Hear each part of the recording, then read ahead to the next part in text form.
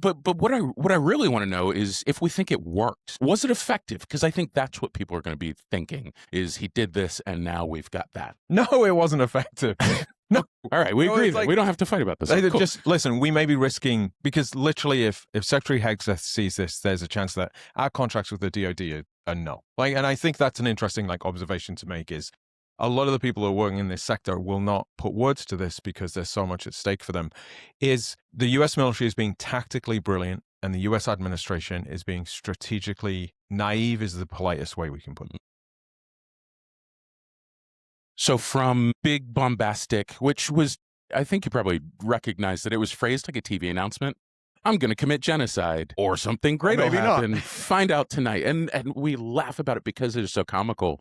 And then 90 minutes before the deadline, there is a workable plan on the table. I think what people forget or we are missing is that 10-point plan existed already. So Trump makes a comment, makes a crazy, wild statement from a sitting president, and then backs off to say he's got a workable plan, therefore doesn't have to follow through. And he already had the plan before he started. Over the weekend with the Yeah. Pakistan. The New York Times reported on it 2 days ago. The 10-point plan existed. So this idea of, well, it was effective, or that argument, I think is taken well off the table on a number of fronts, namely that he didn't accomplish anything by the behavior, and he got to the outcome well before he committed the behavior. And I think that's problematic and is bad negotiation. So in the Fox News department of reverse engineering, what they're desperately trying to do is to say all along he knew that if he pulled this to listing out a range of undisputable war crimes in terms of aggressiveness, is that they will back down, and this is what's happened.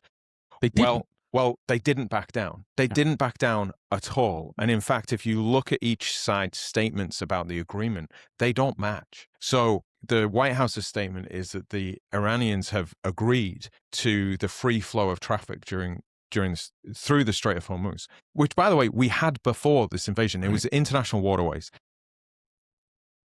Iranian statement, the official statement from the foreign minister is in coordination with the Iranian military.